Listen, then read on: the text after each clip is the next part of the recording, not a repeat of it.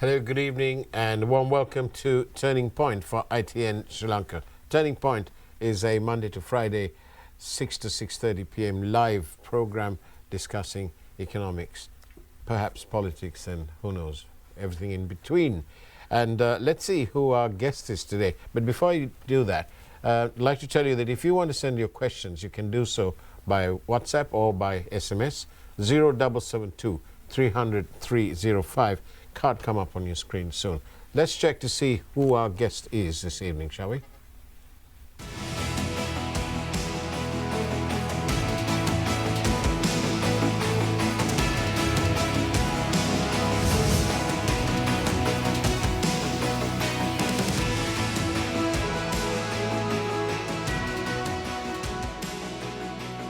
And yes, our guest this evening is none other than Mr. Hotelier himself, Mr. Chandra Wickramasinghe, who's the chairman of Connaissance de Ceylon, one of the largest DMC companies. We'll talk about that in the meantime. But Chandra Wickramasinghe, Mr. Hotelier yourself, thank you for being on Turning Point. Ayubowan, thank you. Ayubowan, thank you. Thank you very much for being here. So I'd like to ask you straight from the go, how has Sri Lanka's tourism industry been affected by the economic breakdown and also Corona? Yeah. If you take the figures prior to 2009, before the war is end of the war, we had about only 400,000 tourists and $340 million turnover, right? And we had about 20,000 hotel rooms in the country. Right.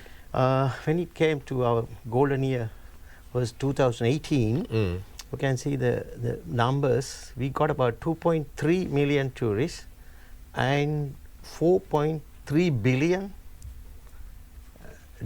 turnover. 4.3 billion. Yeah, this is official figures. Okay. Right. Okay. And also the hotel rooms from checked up to about 40,000. Today we have about 50,000 registered formal hotel rooms plus another 40. Of all levels, all stars? All level, Okay. from boutique hotels to 5 stars to 2 stars to 3 stars to And then camping guest sites. houses, everything? Guest houses, everything to Okay. about 50,000 rooms. Right.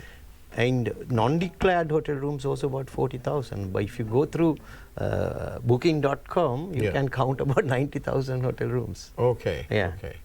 So it's pretty intense. So how have you and the other hotels, especially your hotels, how have you adapted to the new economy? Well, it's because after COVID, before COVID, we had Easter Sunday bombings. Right? So we started our bad time from 2019, then COVID. Then COVID, after COVID, economic and political crisis. So we have 3 kind of barriers to come back to this level. But our recovery was not that bad when you compare to the other countries who had also gone through, but they have not gone through economic crisis. They didn't have any terrorist attacks. So terrorist attack up to 2019, we had a golden era. You see, the tourism came up we thought it's a very good honeymoon, but it ended up with terrorism. I always say tourism and tourism will never go hand in hand. Never. So that's the issue. But we had our own way of promoting Sri Lanka, maybe into eco-cultural kind of tourism. And after behavior of tourists or pattern looking for what they are looking for after COVID was completely changed. Even after COVID, if you see the recovery of the areas like Maldives, they have gone above the level. They had only 2018, they had only 1.4 million. Now they have got about 1.9 million tourists. So they have got about 135% recovery.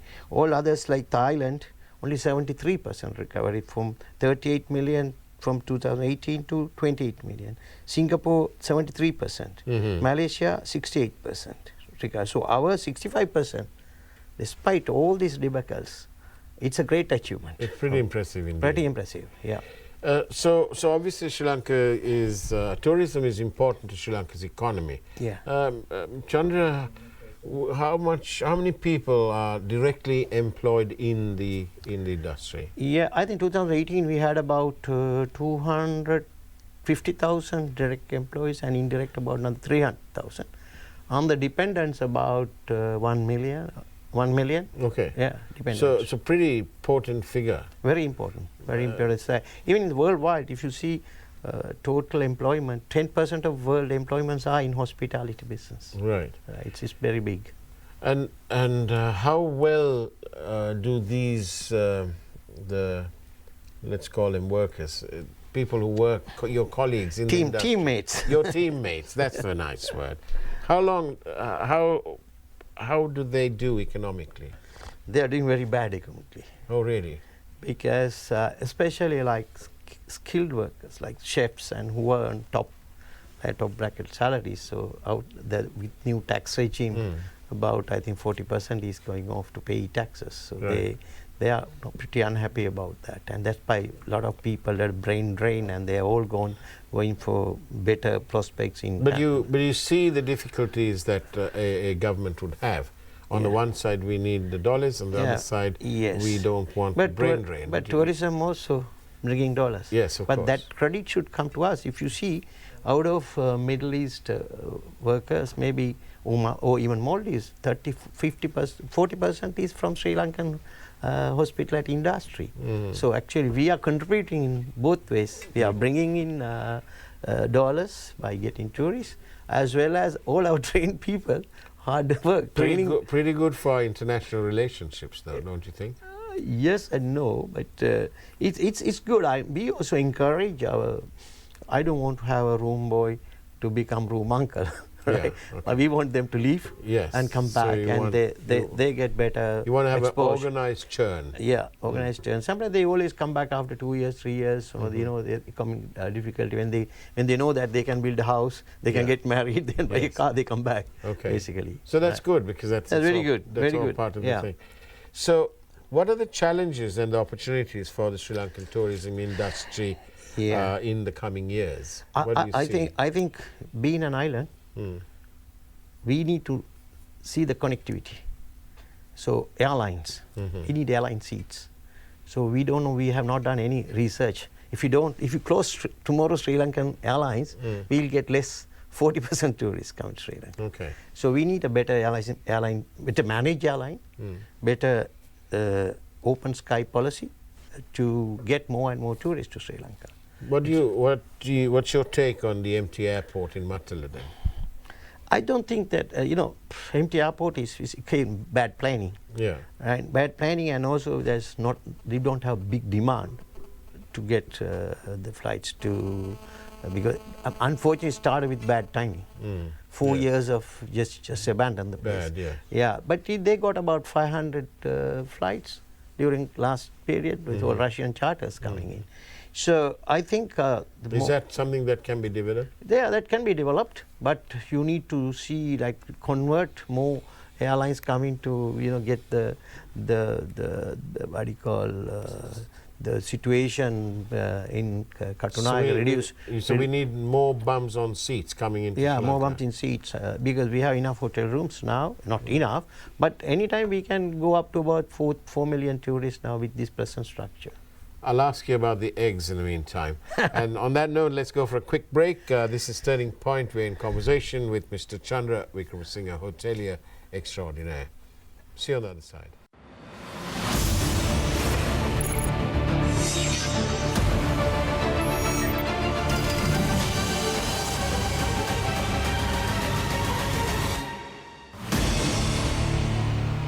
And welcome back to the Turning Point for ITN Sri Lanka. Our guest today is Chandra Wickramasinghe, hotelier extraordinaire. He's also the chairman of Connaissance de Ceylon, one of Sri Lanka's largest marketing companies in that field. How important is marketing actually for our industry? Marketing it's marketing. That's it. It's almost like location. Because we need marketing. I think fortunately at the moment Sri Lanka tourism had sorted out to a big global campaign maybe they will launch it first with 5 countries, UK, France, Germany, China and India, 2 major tourist source countries. It's very important.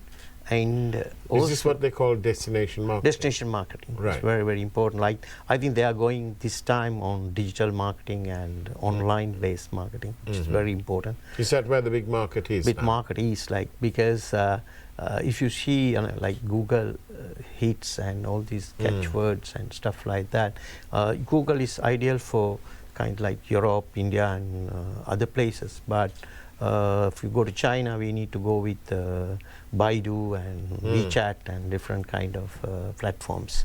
If you go to CIS countries, it's called Yandex or something like different kind of thing. No, Maxine won't take issue with you. You won't get into trouble with Maxine. Why is that? Son, because he's in charge of all that, isn't he? Yeah, but you know, it's important that we understand now the real new how can you use AI for marketing. Right. But I use EI, emotional intelligence, for building resorts. Okay. So we have to, I mean, we so have it's to a balance fusion of between AI and EI. AI and EI, of course. Otherwise, people will be not happy. People are looking to book it through AI.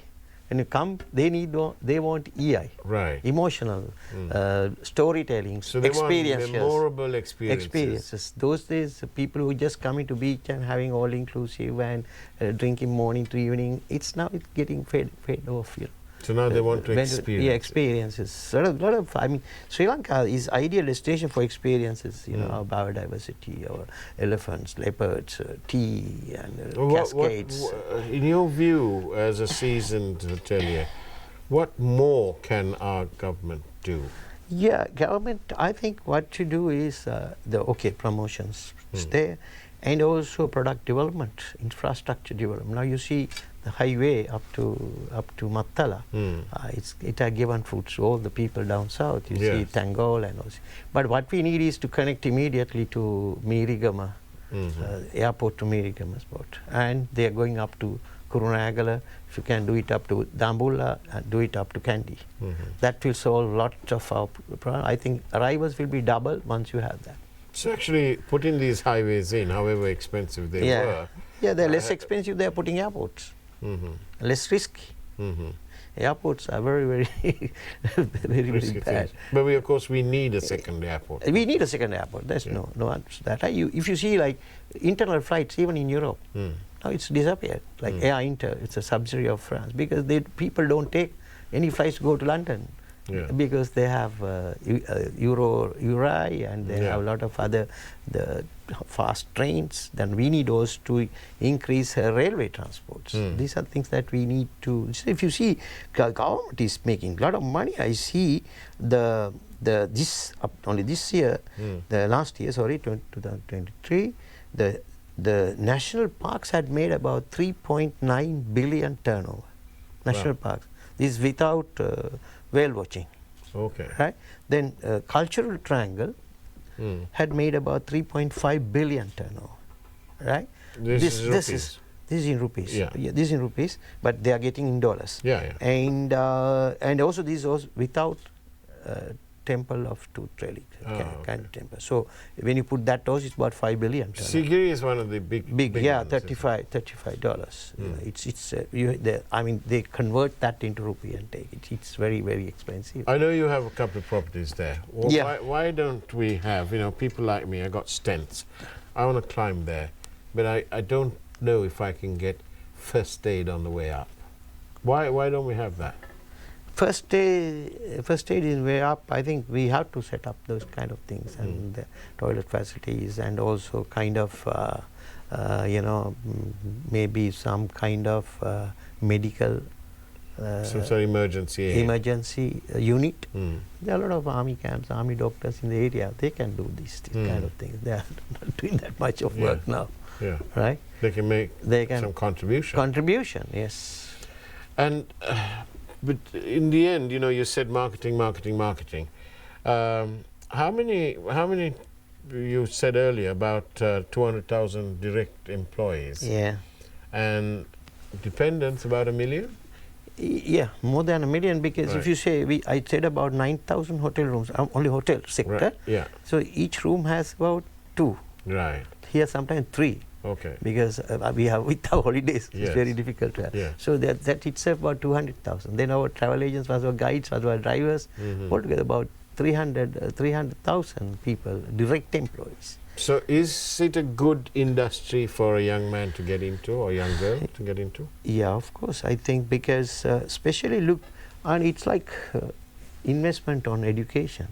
You see, you go to university and come back and go to Lipton's case and have to shout diyaw diyaw, Yeah. right? Yeah. But to the hotel schools, diyaw diyaw, they ask for jobs. But if you go to hotel school, we are going behind them, trying to pick the best student. All these 5-star hotels, they can't get out from William and Grace. They can't get out from hotel school. We go and take them, come and join our company. So there's a big demand for in this industry, because it's service industry. You need human, you need men and women to man it. And not robots. And how are your rates of return now? Now the rates are quite good. I think we are doing quite well, except the problem is our bank loans. Okay. Has that not been resolved? No, it's somewhat resolved, but since some hoteliers those days, they were pushed to take dollar loans. No. When you talk the dollar loans, it was at 135. Now it's about 300 rupees, and also at that time the LIBOR, international borrow rate was 0.25. Today no LIBOR. Its SOFR is 5.5%. Wow. Can you believe $1? So.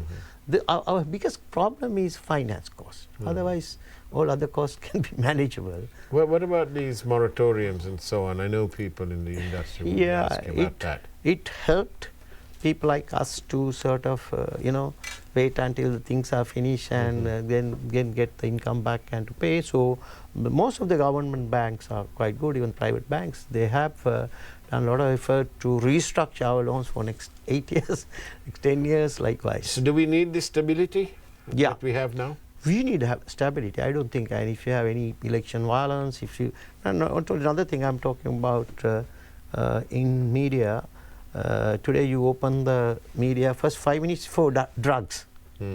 Like you have those days Madhusha, this guy, that guy now, recently Club Basanta, all those things, they give an impression. Are they negatives? Are they negative? Very negative. It's like Mexico. Every day there's a killing. Every day they're operating from Dubai, operating to this. Guys are taking private jets, are going to some other country. These are the big news. These are all negative news. For the tourism and even for industry who come to invest in the country. You see, my God, there are people, they are shooting on the street.